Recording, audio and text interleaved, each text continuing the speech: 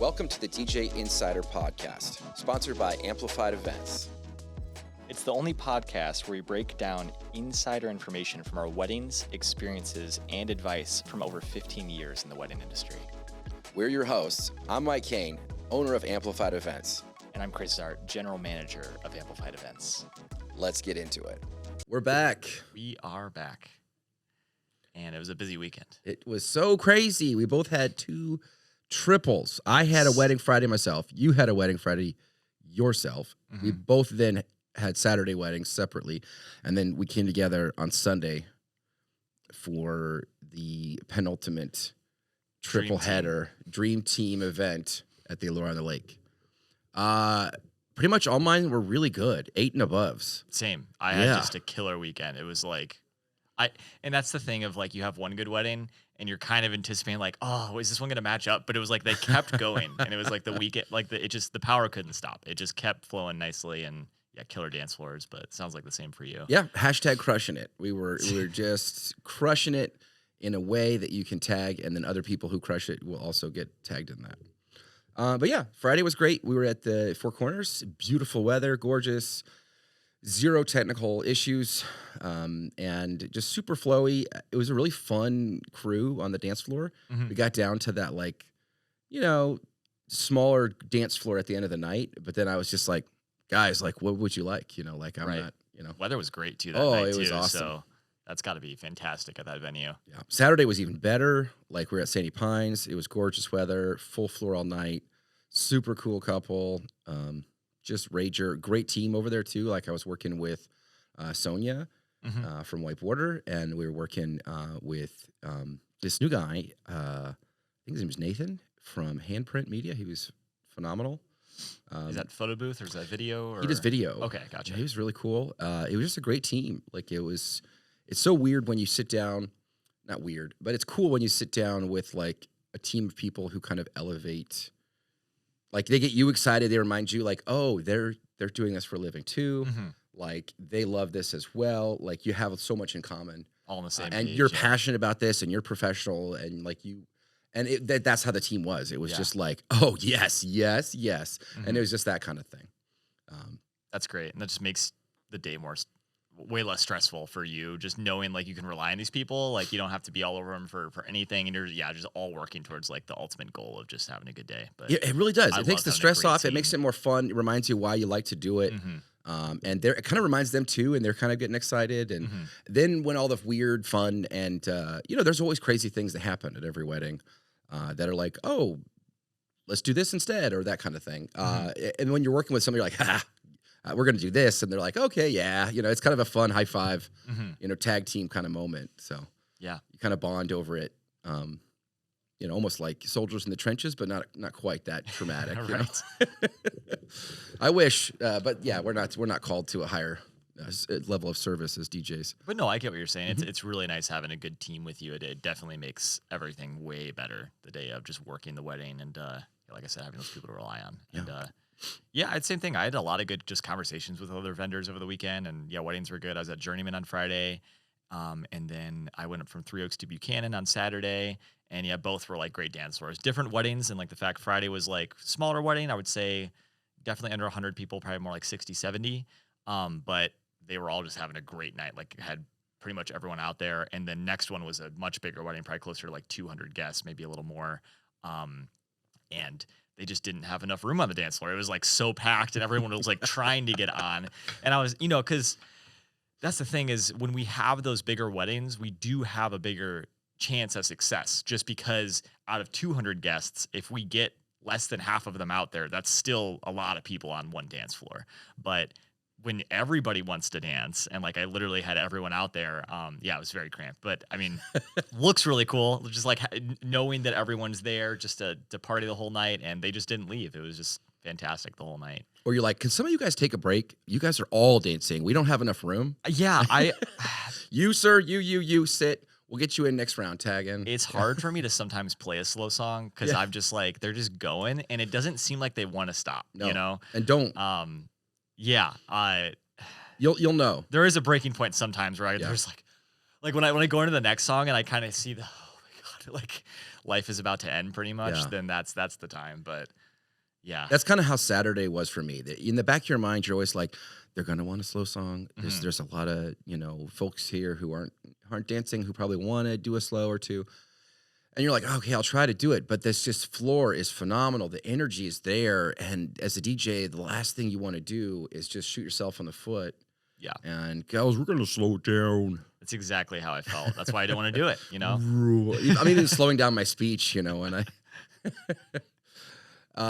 mean, it's a killer. It's an energy killer. People are like, boo. I mean, they're disappointed. They're upset with you. People just want to sometimes just dance. I call them, dance till you're dead. Just dance them. Pretty much. Yeah. And that's fun. Sometimes people like, I need a break. You are dancing me so hard. I'm exhausted. After 2 or 3 hour dance set, like they're like, I'm going to sit. And that's when a great time for a slow song. Yeah. So we had like on Saturday such a good mix of music, and I played a lot more stuff that I would normally not play at weddings. Not anything like weird or anything. Just stuff that like I normally don't get to play because it's a little more specific. Like anything by Eminem that kind of takes a specific person to want that at their wedding. And like there's certain Eminem songs that hit a little better, but like man, the bride just knew every word to these like 2 Eminem songs. I think it was Shake That, and it was Without Me, and I did them back to back, and everyone went like crazy for it. But we had that, but we had a lot of like sing along stuff throughout the night. And later in the night, we kind of went back to some like oldies, and it was working, like hitting really great. But that was kind of the vibe we were going for. And like towards the end, I mean, I had like 10 minutes left, which is probably 3 or 4 songs. There's not much time. I see this guy on the dance floor, and he's like, comes up to me, and he's like, "Oh, you got to play this song next. You're playing it next." And just like instantly, like not even asking. And I'm just like, well, okay. I'm like, I'm sorry, we have this much time left. The bride and groom gave me like 85 songs. They gave me a lot of music. I mostly stick to that list the whole night, and it went great. I just kind of chose how to mix it, when to play things. So I was like, I'm sticking to this list. Sorry, great song. Really pushy. And then he goes over and he's talking to like all of like his group of friends or whatever. And then they're all looking at me. And then I'm immediately feeling like the bad guy. I know you've been there before. And then the groom is just walking by, randomly. He and that group of friends grab the groom. I'm like, oh, okay, great. Now I've been in a situation before. They kind of strong arm him. He comes over to me, or they do this with the bride too. And then they're talking to me and they're like, hey, these guys want the song really bad. Just play it. Like, and they're not even really wanting to hear it. It's just kind of like I want them to stop bothering me. But that for the first time ever, the groom turns around, like does not come up to me for that. He's just like, hey, you're doing great. And then just like walks over, like no, and just like kind of looked over, saw some disappointment from them, and then saw some disappointment. But it's not like the dance floor was dead. Behind them was 100 people just like raging. A couple disappointed bros who don't get to hear their song. Right. And I was going to play the song. I was ready to do it. It was no problem. I'm there to please, but that was very satisfying to like, I do know what I'm doing. I'm running a good dance floor, and that, the groom just stood his ground. Like, and I couldn't hear the conversation, but I totally knew that's what it was about. And he was just like, nope. Like, nah. I just saw him shaking his head. He's like, no. I love that so much. Yeah. Take notes, guys. That's a groom who's on the DJ's team. It was awesome. Yeah. Like, we want to be on your team. We want you to be on our team. And some of that is, backing us up when it's like, we said no chicken dance and grandma's pushing you. And stand your ground, because then we don't look like a total jerk for telling grandma no. Right. Like, no, I don't want this, grandma. I love you, but there's other songs. Yes. I love you, my bros, but there's other songs. Yes. Can you not have fun if you don't hear yours? You can. It turns out science has looked into it. If you don't hear your song, you could still have a good night. Yes. But people act like you're ruining their lives. But I like that term you used, and that's something I think I'd like to touch on, is like when you say like you're on our team, like when you're kind of getting into that. And we kind of had that like a little bit on Sunday. someone's asking for a song. Are you really going to dance to this? Yeah. Those people that are out in the dance floor and they're asking for music, and I see them there the whole night, I am more likely to play their song, especially if I know it's going to work well with the dance floor, just because they have that like, they're on our team. Yes. They're going to be out there. They're going to be pushing that energy onto other guests. So, like what do you look for in guests that you're like, yes, you're on our side? I mean, definitely. I'm always looking for people who have that attitude, like, I'm going to have a good time. no matter what. Mhm. And it's obvious by how they conduct themselves. We've talked in the past about people who are just dancing to every song, getting silly. It's a slow song, doesn't matter. They're dancing with their friend. You know, they don't necessarily have a date, or if they do, whatever. Like they are just all in for this couple. They are all in for having a good time. Mhm. And it's something, it's kind of an attitude. It really is an attitude. And you can see it in how they conduct themselves, and even how they request songs. Like they'll come up, they'll ask for a song request or something, and they're kind of like, you know, if there's time, if you can, if it makes sense, and they're like, you're killing it. They always kind of start with that. We love what you're doing. Keep it up. Yeah. As a DJ, that's so nice to hear. And there's this that automatic respect that, like, I know I'm coming to make an ask from you, and you are working. You're at work right now, and I'm coming to interrupt that work to ask you to do something different, possibly. So it's like, yeah, you're doing great. The compliment's nice. We appreciate it. Thanks for noticing. And then people are like, yeah, could you work in this one? And that person, I'm much more likely to play their song because they've been dancing to all the other songs. So yeah, they're on my team. Yes. But then there's people who they're sitting on their phones all night, or they're chilling at a table all night, which is fine. That's what you want to do at a wedding. That's fine. Or it's like, who are you? I don't even know where you came from. And then they're like, play this song. And you can see sometimes, so that person will come up and you'll write it down, even though you may not want to play it, or you have in the back of your mind, maybe I can work it in if I get to that spot or whatever, it makes sense. And then their friend comes up too. And they think that you didn't see them kind of like talking. Yeah, I don't know if he's going to play it or not. And like, well, you better go up. So then there's like two people and they think they've got this master plan to work against you. Yes. That like the two or three of us, or we'll send up our girlfriend or our guy friend or whatever, you know. And now we've got you. This DJ can't say no because 5 people have requested it, even though I know all 5 people have been sitting in the corner all night not dancing. It's even more obvious when it's a song that's so weirdly specific. Yes. Because then you have like one person and you're like, okay. And then you have someone come up like, oh, I don't know if you had this request before, but, and then it's like something really weird. Yes. Then you're like, okay. Like either this is everyone actually really likes this song and I've never heard of it, or like there's some scheming going on. Yes, yes. I've had that a couple of times this weekend. Even the guy came up, was like, "Bad Bunny," and Bad Bunny, Not even asking. It was a statement. Bad Bunny, kind of with that voice.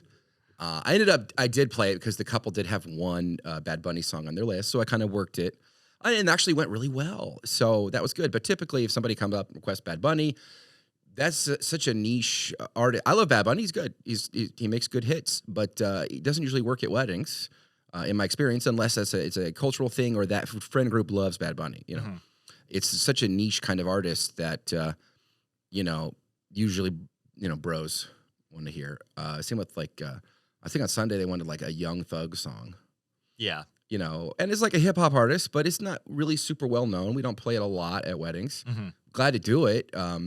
Right crowd, it'll work. Yeah. Right? Yeah. And they're like, you got to do this, man. It's like, it's going to be good. It's going to go off. And I'm like, I have had so much experience with people like you coming and requesting, telling me it's going to go off or whatever. The groom loves it. Everyone's going to go insane. It's going to be a full floor. And I love when they say that when there's already a full floor. Like they don't even, they've been sitting and they're not even aware. If you really need to get the people going. Yeah, yeah. They're going right now. Yes. Hey, how about something good? They're snapping their, throwing out ideas like it's an ad room, pitch session. But yeah, they come up and they're like, oh, you got to play it. It's going to be good. And then sometimes because of whatever, I'll give it a shot. We'll play it. And then almost always, I'd say like 8 or 9 times out of 10, they still sit. They don't come up and dance, which you feel so betrayed as a DJ because you're like, they told me they wanted to hear this. I did this for you. Yeah, right? For you. And then I didn't want to do it, but I'm doing it. You were persistent. You sent up 5 or 6 others. I'm playing it. And then when you don't dance, I'm like, this is the highest level of betrayal. And it's more so they're like, I can be the DJ. Yeah. I'll throw some songs. And I've seen it where like, it's not even that they're just sitting there. It's that they're sitting there and they're not even reacting. Like I hit play and they're just like, yeah, they're like not even like dancing like in their seat. Like it's crazy. This DJ doesn't know what he's doing. Right. Yeah. I do. You mentioned kind of the positives of when someone comes up and like automatically compliments you. It does let my guard down kind of immediately. And as long as it's like a halfway decent song and I know it would go with the dance floor, I am more inclined to play it. I think the other one too is the there's like the compliment, and then there's the when they're like, hey, I totally understand if you don't get to the song. You have your list. The bride and groom gave their music to you. And when they're like coming from the understanding part of like, I know that this song may not be your top priority. Then I'm like, now I really want to play it. Like, yeah, you can be sweet, be complimentary, or you can empathize, and part of that is putting yourself in the DJ's shoes and acknowledging what it's going to cost the DJ to do what you're asking. Like if they're requesting a song that it doesn't hit, that's people are gonna like, boo, we don't like this DJ, and it could interrupt the flow or the energy of the night. Yeah. And so people who are already willing to acknowledge that as they request the song indicates a level of they understand what they're asking. And so that is much more likely to get played, that type of song or that situation, than somebody who's like, you got to play this now. Oh, we got two bros and they're ready to go. And if we don't, we're going to leave if you don't play our song. Yeah. And that same thing, a similar thing happened with an older middle-aged woman, came up and wanted like, I'll Melt With You. It's an okay song, modern English. And I was like, okay, yeah, I'll see if I can work it in. We're not playing anything like that genre-wise. Bride and groom gave me like 136 songs. I had way more music than I can play, and people were dancing. Yeah. And it was all young crowd and all their friends. Everyone's having fun. Bride and groom were out there. So I'm not going to necessarily interrupt the flow with that. She comes back an hour later. When are you playing that song? And I go, I didn't say I was. I just wrote it down. And then she's like, well, I'm about to leave, and you need to play it. It's for me and for the mother of the groom loves this song. So I'm like, fine. I found the shortest version of that song that I had. I mean, we're talking 30 seconds, 45 seconds. And I mixed it in with what I wanted to do anyways, which was switch over to a pop punk kind of more alternative rather than hip hop. So you had that transition moment. I used, she meant it for bad, for evil, and I meant it for good in my, from a DJ perspective. That she wanted to hear her song. She didn't care what it cost me as a DJ. She didn't care that it would ruin the floor, that it would kill the energy, that the bride and groom may be upset, that it would disappoint people. Yeah. Didn't care at all. She just wanted to hear her song. And was super rude about it the second time coming up. And kind of threatening. Like the energy was very like, you do this or else. And so I was like, oh, fine, I will do that. Part of my plan. And it's going to be, verse and chorus and you're out. I'm done. Because, I mean, everybody wins in that scenario. You get to get like a nice sounding mix. It still works. You're transitioning to a different type of music anyways. So even if it like kills the dance floor, boom, you can go to that pop punk. You're going to get everybody back out, which I doubt it will since it was short enough anyways. And then she's, at least somewhat happy in the end. So, I mean, how did it go when you So they it? did go out and dance. But my favorite part was it was so quick. And we went into, I think, Killers, somebody told me. And that re-energized the crowd. They went nuts. And so my goal was accomplished, was to transition into a new thing. And also to get her off my back, because now she can't come up and say you didn't play it, because I did play it. Yeah. See, you do got to be careful though, because people they came up at the end of the night and were upset that I didn't play it longer. Oh, really? Okay. But I was like, well, next time don't be so rude. Yeah. Be nice. Be nice. Be respectful. Be deferential. Be empathetic. Be complimentary. I'm a person. Yeah. You're treating me like I'm a soda machine that you put in your thing, and then the soda's not coming. You're banging on the soda. Give me song. Yeah, give me my song, shaking the thing. And I love that I don't love this, but people have shaken those machines so hard that they fall down and hurt that person. And that's what happened. I was like, let me find a way to. It's like quiet quitting or like aggressive compliance. Where it's like I'm going to do what you want, but not in the way that you're expecting. Right. And I'm gonna make it happen. Because people don't like how you treat them. If you don't treat them with respect and kindness, they're not going to, we're in a service job. We can't really, I try not to be a jerk to people because I'm, I try to be too. I mean, I but be still, kind. people will still do what they want, especially when alcohol's involved and it's a party, and just that DJ crowd relationship can get a little weird sometimes. I mean, one time for me, there was someone who was not pushy, and I faded out of their song early, and then they came and started bashing my equipment and pushing off my table. And because I got out early. That was the only reason. Which is crazy. Generally, probably you did that because it wasn't hitting. No. Well, and it was there was a a trust that was built because that person and their friend group were with the grooms throughout the night and kind of relaying songs. Grooms had a song in mind that was not in their list. Oh, that popped up in my head. Boom, told somebody. They came over, told me, it hit. And then that was like 10 times. And they kept giving me, and it was great. Like, and we had already a good dance floor before that, but they kept feeding me. So then there was like that, usually I got to build that trust. 10 songs in, obviously it was good. Every song they gave me, they were obsessed with. So this person who had not come up yet, but was with that group, asked for this song. I listened to it. I'm like, this is weird. And they're like, oh, no, they love it. I'm like, great. Literally, I've never seen a dance floor separate quicker. It was like, boom, gone. And then this one guy going, I let it play out for a minute and a half. And it was a 3.5 minute song. That's still a pretty good length of time, like a minute and a half. Because I'm like, okay, you asked. I'm going to let you have this moment. Like, if people needed to get drinks anyways, they all just went to the bar. I'm like, this is fine. And then I faded down and then, aggressively walking up to me. I was like, oh, no. And then it got much worse after that. Oh, my goodness. Security is involved and, it's no good. That sound, like, there's not a sound for it, but there should be. And I call it whoosh. It's just like all of the air has been sucked out of the room. Record scratch. Yeah, record scratch. But it's such a vibe and energy killer. And every DJ knows it when you play a song that doesn't hit. You feel your heart drop. Yeah. Everything slows down. And oh my gosh, that's the last thing I wanted to do.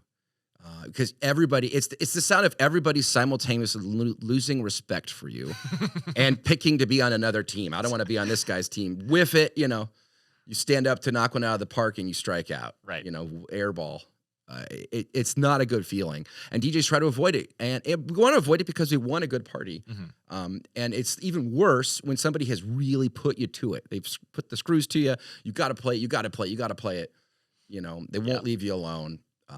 And I've learned. I'm still learning. It's always a process to be respectful, to make sure that we're doing what the couples want.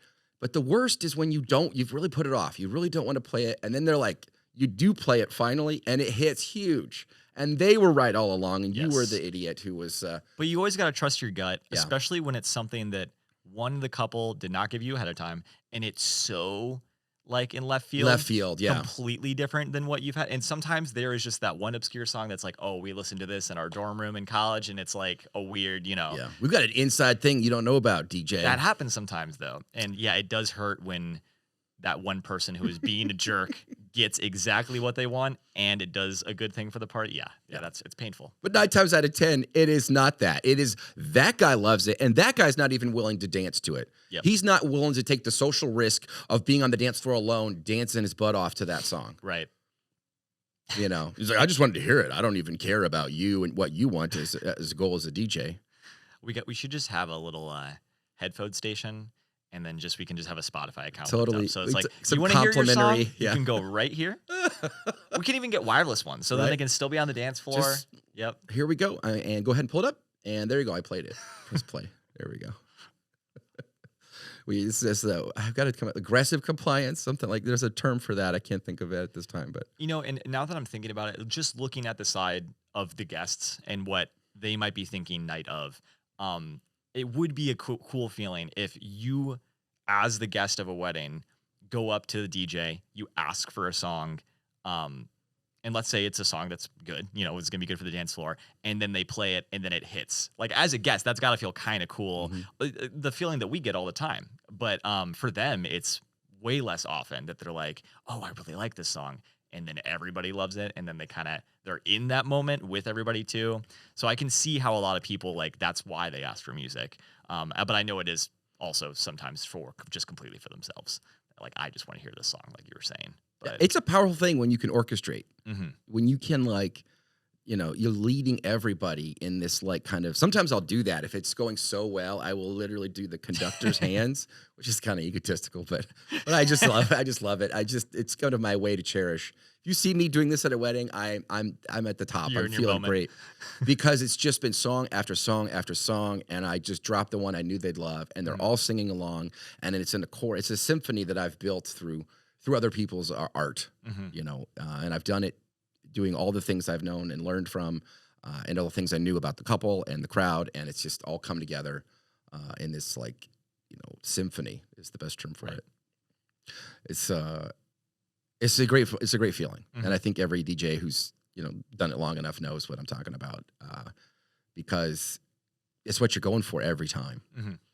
And I think that's a lot of things too, that we do this every weekend and multiple times. A lot of people, they go to 1 or 2 weddings a year, if that. One on Sunday, very few people had been to a wedding ever or been in years. That was a lot of the conversation I had with the couple and their parents was, the mom was saying like, I haven't been to a wedding since my own. It's been, like 30 years or so. So, and I can kind of forget that sometimes of like, whoa, this is so normal for me because it's my job. But how this day runs to a lot of people, it's such a new thing. Yeah, we've normalized it so much for ourselves. Well, I mean, when you get used to doing something and they're not used to it, and they have this like thing, they don't really understand always what they're asking, and what it will cost. And some do. So I always appreciate and try to reward those who do. People who are on my team. You want to get your song played? Be on the DJ's team. Dance no matter what he plays. Be happy if he doesn't play it even. Right. Only come up once. He wrote it down. He knows. If you really think he forgot, fine. But I guess I'm betting he didn't. Yeah. That he knows, and there's a reason he's not playing it. So we've been kind of talking about things that annoy us a little bit. I've had a couple moments over the years. What are some things that other vendors do or venues do or families or guests kind of do that annoy you? We'll leave bride and grooms out of it.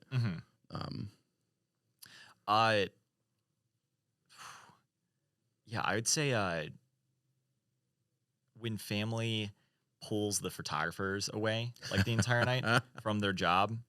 And I mean, who you are. This happened at my wedding. Our photographer, we were doing bouquet toss and she was gone and it was not her fault. And I knew, and I was just kind of immediately, I was like, where is she? We just had so many people. Can you take a picture of us? Can you take a picture of us? They have never even seen those pictures. We kind of got our own digital collection and we can send them to that link to a certain amount of people, but I can't just send it to everybody. I can't post them just publicly everywhere. I'm not going to put, there's thousands of pictures we got where I'm not going to just post thousands of pictures to Facebook. But yeah, that was incredibly frustrating. And then also, makes them look bad. And then holds us up because when I am going to move into whatever, I need to make sure they're there. That's kind of every main event throughout the day. I need to make sure that video photos ready. I feel like I've kind of annoyed a few photographers because I've been so are you ready to go? Are you good to go? Are you ready to go? But I have had some moments where I gave them plenty of time. And this also is kind of going off of another annoyance of we have the timeline. It's the same timeline. That at 6 o'clock we are doing first dance. Yeah. Sometimes it's, by the way, very different too. What's different? Sometimes the couple tells the photographer one timeline, the venue one timeline, and us a different timeline. That is true. That's also why. Once you sync up is what you're talking about. At the beginning of the day, when we start reception, I say, hey, this is what they've given me. Yes.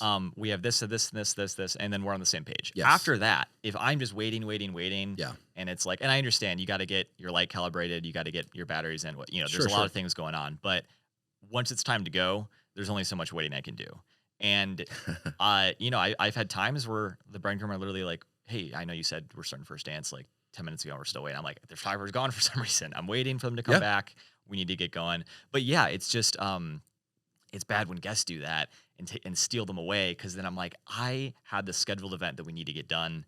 I know that it's hard to see this day as a scheduled day, but it is. There is an order of events. There's things that have to get done so you guys can party and have a night. Once we're done with dinner, it doesn't matter anymore.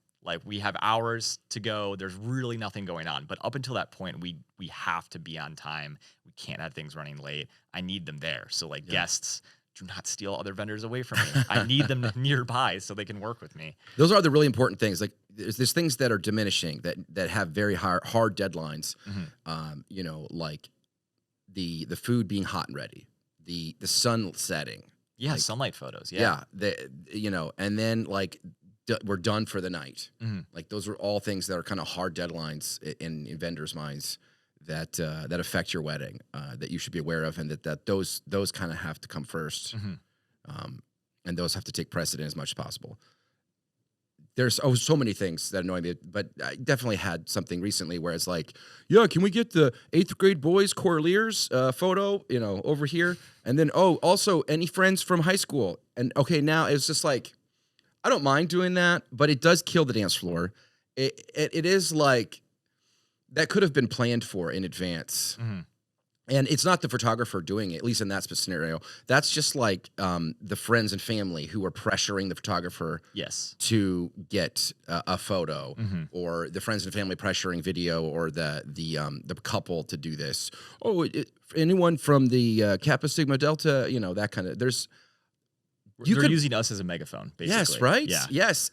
But they also don't realize that by doing that, we're also costing ourselves a dance floor, a party. We're interrupting the party, interrupting the flow, and we're taking dancers away, which will empty the floor effectively for something that I would bet most of the people in the photo will never get a copy of that photo.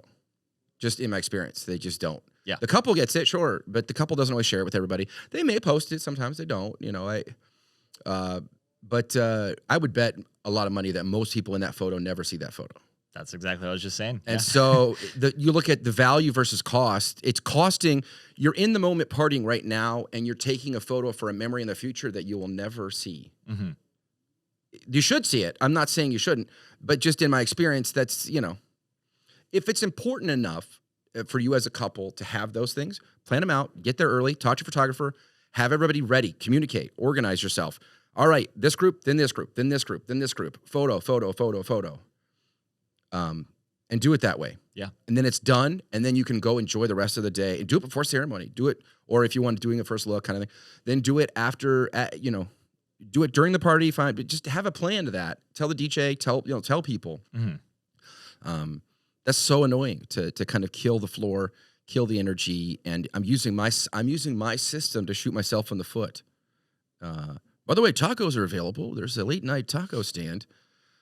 I think it needs to be, and this is how I think weddings should be. And if you want to have your wedding this way, that's totally fine. I think a wedding should be more of a good get together and party than a event. Yes. And when you have all these scheduled things of like, we're gonna do all these photos, blah blah blah, and it's like you're really not gonna have any time to yourself until actually none of the night. If you're doing that like the entire day, you're just throwing in an event basically. And yeah, you need some time to actually be with the people that you've invited, like socialize, party, like have a good time. We're fighting two different things. You're having this event, and you want to have memories of it, but you also want to enjoy it. Yeah. And hopefully those memories are good. And DJs, we are all about enjoying the event. We're doing the flow, doing the sound, doing the timeline, keeping everybody on schedule so everybody can enjoy the event. That's why we're so serious about this. That's why we don't want to play your song, because we worry it's going to ruin the event in some way that we can't recover from, or because we know there's a hard deadline at 11, and we have so many songs, and we just wasted a whole song that people could have been dancing to. Yeah, and so. That's our whole thing. We want people to enjoy this event. We're there to actually have fun. And a lot of the other vendors and things are there to capture and to take part in those memories of the event. Yeah. And so I know both are important, very important. I don't want to down anything, but we're kind of competing in a way, especially when those moments come up. Yeah. And I'm always curious to hear the other end, because I guarantee you, we talked to photo video, they have the same thing, but it's on their end, where it's like DJs who announced too early, who were not ready. They're not following the timeline that the couple said. They're doing what they want. They're not taking requests. They're not listening to the couple. They're just doing their thing, what they think is their party. And they're hijacking the wedding. It's so interesting. And that's what I feel like when guests make requests in a rude way, and in a way that is not taking any consideration to what the couple wants, what they're hijacking. This is my party. This is my event. And it's going to go, I want to hear my song. Yeah. And, then plan your own wedding. Yeah. Do your own event. We're just doing everything we possibly can to have the best success we can the day of. That's really the only goal. Because there really is only so much time. Most of the time, you can't go longer than the time you've been given. Definitely. Sometimes some venues, Rare. Usually more like outdoor venues, or if you're having It's at the a private exception. residence or something. Yeah, pretty much the only time I've ever gone later is if it was like a private residence. Yeah. And generally, they had give you a the heads up ability. that it might happen. They tell you ahead of time. Yeah. And so you'll kind of save some of those songs a little bit later. There's a plan. Right. And they should do that same thing with photos, with whatever, But there really is kind of that power struggle. The more I think about it, that that enjoying the day versus remembering the day. Yeah. And like you can do both. It's hard to find the balance, but you can. And the one thing that I can say, and I'm so mixed feelings on this, is my wife Sarah. She did not want me to see her before ceremony. Now that ended up being a really emotional moment. It was really cool to not see her until boom, I'm like, up there, she's walking down the aisle. That was really awesome. But logistically, the downside of that is we could have done so many photos with our bridal party together beforehand. Less stress. And it wasn't a big part of the day, but like I said, we only have so much time. I did not get to hang out during cocktail hour. The entirety of cocktail hour, it was boom, we're doing it. And then, whoa, we're being introduced. Oh, now we're in speeches. I didn't even eat dinner, just because things were moving so quickly. You're not enjoying the day that you planned and paid for. Right. Well, I was enjoying it. Sure, it was just you're not able to enjoy the actual. Yeah. I didn't really have until the dance floor hit. I did not have a moment to relax, which at that point was 3 hours. Yeah. So around that time, which is about half of the day almost. Right. Which so that is kind of the upside. And I know that you and Mason were kind of talking about that, and she had a kind of a harder opinion on like, let's just do a first look. Like just because you save so much time. An hour, at least an hour. And then you get to enjoy, you still get the moment. Mm-hmm. There's a better way of doing it. Not going to go the way you think, but then you get to enjoy the day and enjoy the moments that you paid for, that you planned for with your family and friends once they're there. Yeah. And I bring that up, by the way, not saying that one is better than the other, but more so you need to think ahead of time. Anyone who's listening who's planning their wedding right now, that what's more important to you? Having that time to settle, to have some time to relax, to not have to worry about, boom, we're going to the next thing. Or is it more important having that moment of like, I haven't seen you yet, and this is like a wonderful surprise? Because I think I definitely am leaning towards I liked being surprised. It was really cool, and it did not ruin the day for me not having that hour. It just would have been nice. That's all. Yeah, there's always a trade-off. Mm-hmm. If you're focused so much on the memories, you're going to have less time to really enjoy it. If you're focused so much on enjoying it, you may have to sacrifice some of those photos with the 8th grade quarterliers or whatever they are. You may not get Fish Club and you and the boys. Mm-hmm.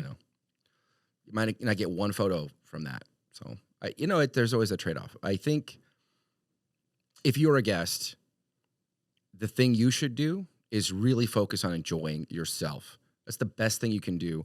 Be all in on enjoying yourself. Be complimentary. Be a willing participant and understanding what it costs the bride and groom to throw this. You got invited. Be all in. Dance. Enjoy the food. Open-minded. Sign the to guest all book. music. Yes. Yeah. Don't make it about you. Don't make it your night. Don't make it like I will not only dance if I play this song. Just go do and enjoy it. And the best thing you can do is then tell the couple how much fun you had, how beautiful it was, how great the food was. They have spent a lot of time doing this, and that feels so good that it was all worth it. Mm-hmm. That someone they love and care about who was there also enjoyed it and had a good time. Rather than, DJ didn't play my song. You think couples want to hear your complaints after the wedding? They don't. Or during. It just ruins it. It just ruins it. Just keep it to yourself. If it was really, terrible, fine. Talk to them after the, But if they ask, fine. Talk to them, But just be a good guest. Do you care if I throw a story in real quick? Sure, go for it. It just popped in my head. We'll go a little longer. I know we're squeezing this in. I just remember this. This is a wedding that I worked with my wife, which I don't work with her too often because it's usually too busy. But this was like 2 years ago, and immediately this guest walked in, and she's probably like late 60s, white dress. Full white dress. Oh, so immediately, big no-no. We're like, ooh, that's not good. Right when the dance floor hits, I play one song. She comes up, hey, can you play the song? And it was like an ABBA song or something like that. Like, yeah. I was like, yeah, I can do it. I told her I can do it. Yeah. So if you hear that, that's rare. I never say I can do it. But I was like, yeah, that sounds great.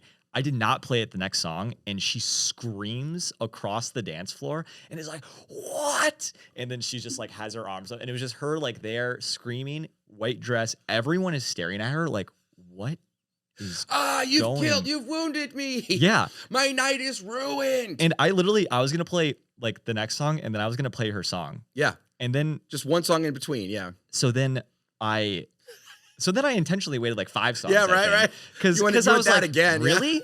Like, well, no. Then she was coming up, and then she was like, "I thought you said you're gonna play it." I'm like, "I was going to play it in 2 songs." I'm like, we're gonna get around to it, and I probably said I was like gonna download it or something. You know, but it was just so like, wow, that was not the reaction I expected. But it probably once I saw that white dress, I probably should have known that you're gonna be very bold. This is a great future thing, like wedding Karens and wedding Kens. It's 100% what it was. Like this is we should have some disgust moments of memories we have from those. Yeah, wedding, because that's such a wedding Karen.